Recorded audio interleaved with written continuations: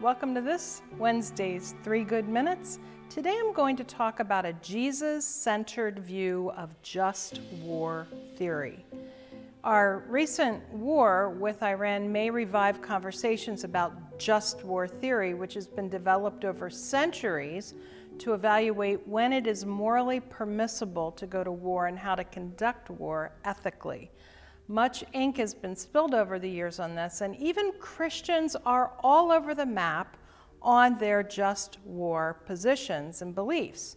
So I want to offer you a Jesus-centered view of just war today to give you a framework for thinking about the current war.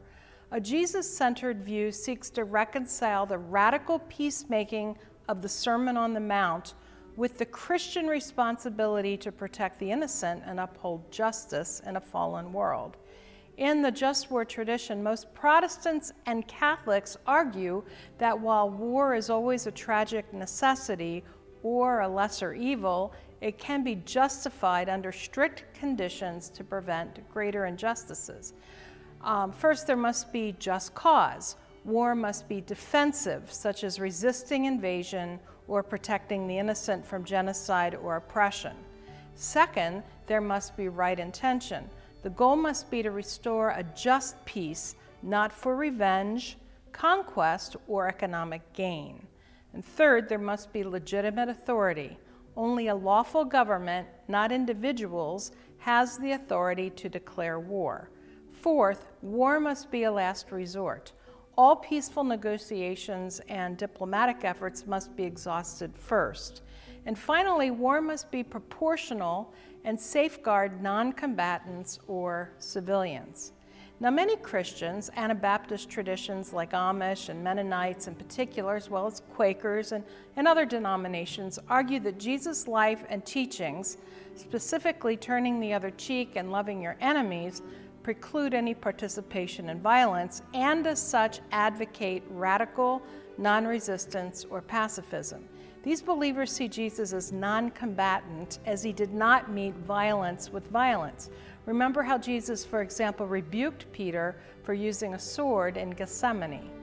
Pacifists, in this view, see Jesus' war as against sin and Satan, not people.